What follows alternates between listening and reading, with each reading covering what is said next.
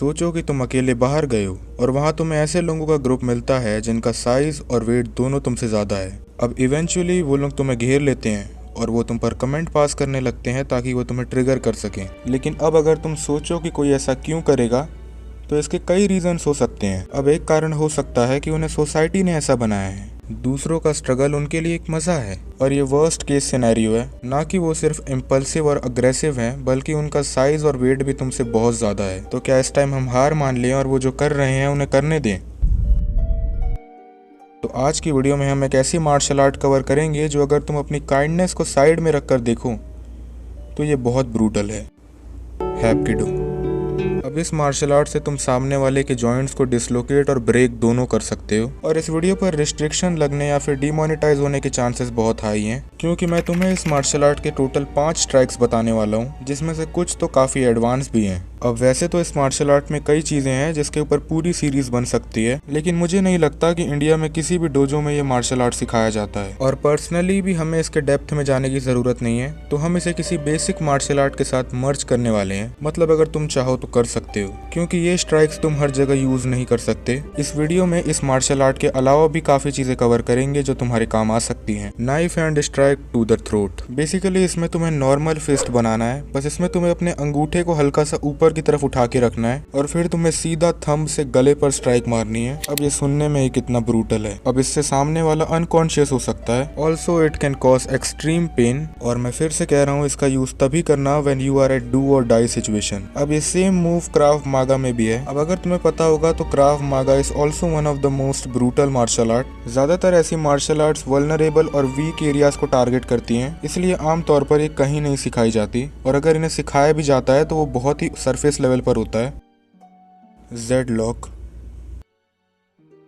अब ये एक बहुत ही ब्रूटल जॉइंट लॉक है जिसे अगर फोर्सफुली अप्लाई किया जाए तो ये सामने वाले की रिस्ट ब्रेक कर सकता है। अब इसे एक्सप्लेन करना मुश्किल है तो तुम पिक्चर्स देख लो। बाकी again this move can cause permanent damage. और सेम ऐसे एक और लॉक है जिसे हम कहते हैं एल्बो ब्रेक और ये लॉक पूरे आर्म को डिसलोकेट कर सकता है। Again this lock is very advance, तो मुझे नहीं पता कि तुम में से कितने लोग इसे घर पर सीख सकते हैं। और पर्सनली ये एल्बो ब्रेक तो तुम्हें अवॉइड ही करना चाहिए, क्योंकि इसका कुछ खास यूज है नहीं, क्योंकि ये बहुत ज्यादा डिस्ट्रक्टिव है। अब अगली स्ट्राइक का नाम ही है नी ब्रेक्स, तो तुम्हें इसके नाम से ही समझ में आ रहा होगा और ये ज़्यादातर उन लोगों पर अप्लाई होता है जो कि वाइड स्टैंस लेते हैं। अब ऑब्वियसली अगर तुम स्ट्रीट फाइट में हो कुछ साइकोटिक लोगों के सामने तो उन स्टैंस के बारे में तो नहीं पता होगा, लेकिन फिर भी ये स्ट्राइक बहुत ज़्यादा इफेक्टिव है। अब इसमें तुम्हें अपोनेंट के नी जॉइंट पर डायरेक्ट किक करना होता है which can literally break their knee, और बस इतना करके तुम वहाँ से भाग सकते हो। लेकिन इस स्ट्राइक को परफॉर्म करने के लिए तुम्हें अपने शिन्स को कंडीशन करना है, मतलब अपने शिन्स को ट्रेन करना चालू करो और इसके अलावा इस मूव को प्रैक्टिस करना ताकि तुम गलत स्पॉट पर ना हिट करो। तो इस स्ट्राइक को परफॉर्म करने के लिए तुम्हें प्रैक्टिस और अपने नी को कंडीशन करना ही पड़ेगा और तुम्हें हर एक स्ट्राइक की प्रैक्टिस करनी ही पड़ेगी। अगर तुम्हें लग रहा है कि तुमने इस वीडियो को देखकर इन स्ट्राइक्स को जान लिया है तो अब तुम स्ट्रीट फाइट में इनविंसिबल हो,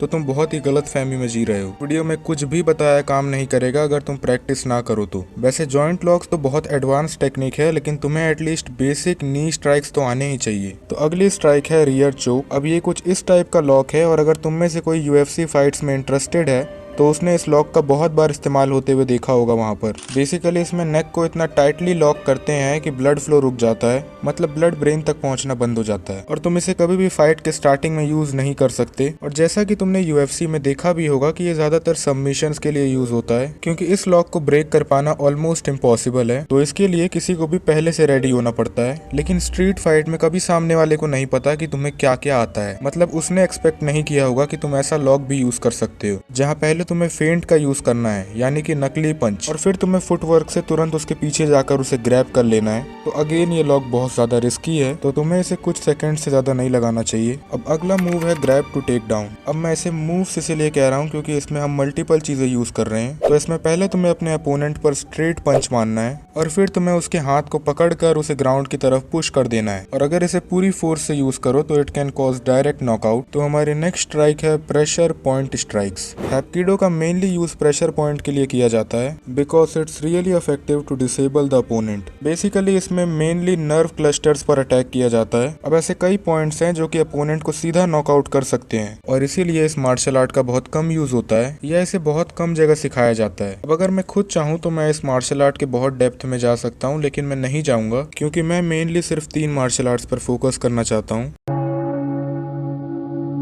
तो अब आगे बढ़ते हैं and now let's talk about fear. अब मैंने फियर के ऊपर एक डेडिकेटेड वीडियो बना रखी है, चाहो तो इसके बाद देख सकते हो। लेकिन इस वीडियो में फियर के अराउंड कुछ अलग पॉइंट होने वाले हैं क्योंकि कुछ चीजें थी जो मैं उस वीडियो में नहीं बता पाया था क्योंकि मैं उस वीडियो को सिंपल और शॉर्ट रखना चाहता था। अब स्ट्रीट फाइट में हमें नहीं पता होता कि सामने वाले की मैक्सिमम लिमिट क्या है। इवन हम नॉर्मल पंच को भी अवॉइड करने की कोशिश करते हैं, लेकिन याद रखना जो भी तुम्हें बेवजह मारने आया है वो बिल्कुल भी नॉर्मल नहीं है।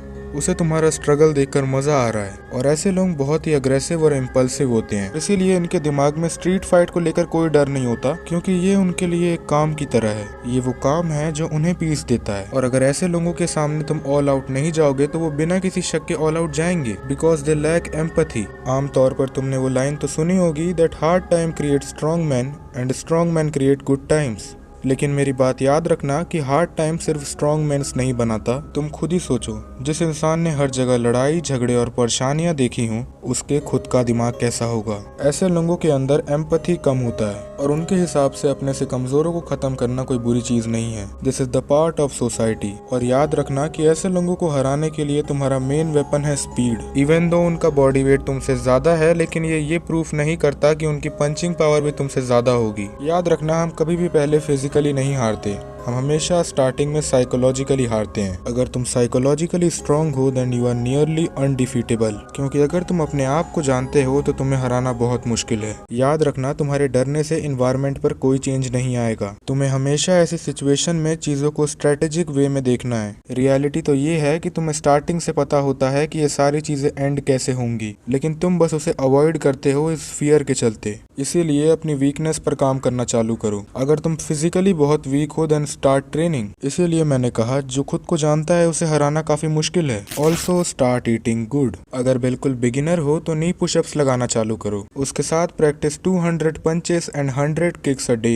स्टार्टिंग में तुम्हारे लिए नी पुशअप्स, क्रंचेस और नॉर्मल स्क्वाट्स बहुत हैं। अगर तुम बिल्कुल बिगिनर हो तो आज मैं तुम्हें पहली बार अपना बेसिक रूटीन बताता हूँ जो मैंने बहुत ही स्टार्टिंग में फॉलो किया था। तुम्हें नी पुशअप्स लगाने हैं 3 सेट क्लोज टू फेलियर। पहले हमें अपने शोल्डर्स, कोर, बैक और लेग्स पर काम करना है और नी पुशअप्स लगाने से तुम्हारे शोल्डर्स का एंड्योरेंस इंप्रूव होगा, जिससे आगे चलकर तुम नॉर्मल पुशअप भी लगा पाओगे। अब अगला है प्लैंक। तुम्हें प्लैंक के 2 सेट लगाने हैं क्लोज टू फेलियर, क्योंकि हर मार्शल आर्ट मूव में तुम्हारी कोर इन्वॉल्व होती है। Basic movements like punches, kicks, इन सब में तुम्हारी कोर इन्वॉल्व होती है। बाकी तीसरी एक्सरसाइज है स्क्वाट्स। अगेन तुम्हें स्क्वाट्स के 4 सेट लगाने हैं टिल फेलियर। अब लेग्स ऑलरेडी एक बहुत स्ट्रॉन्ग मसल ग्रुप है तो तुम इसे ज्यादा ट्रेन कर सकते हो, पर कभी भी स्टार्टिंग में तुम्हें अपने लेग को फेलियर तक ट्रेन नहीं करना है क्योंकि स्टार्टिंग में हमारे जॉइंट्स वीक होते हैं। लास्ट में ऐड करो 1 मिनट ऑफ जंप रोप, इसे भी 2 सेट में बांट सकते हो। एंड लास्ट में अगेन मार्शल आर्ट के लिए go for 200 punches and 100 kicks. Starting में टेक्निक को अडेप्ट करने की कोशिश करो। बाकी आगे चलकर इस चैनल पर बहुत ज्यादा फिलोसफी और साइकोलॉजिकल वीडियोस आने वाली हैं। कई ऐसी बुक्स है जो हमें कवर करनी है। जितने भी लोग इस जर्नी में मेरे साथ हैं हम बढ़ रहे हैं डीप साइकोलॉजी की तरफ। बाकी कई ऐसे चैलेंज हैं जिन्हें हम साथ में कवर करेंगे। बाकी ह्यूमन साइकोलॉजी की 2nd सीरीज स्टार्ट होने वाली है। तो बस फिर आज की वीडियो के लिए इतना ही। Bye bye.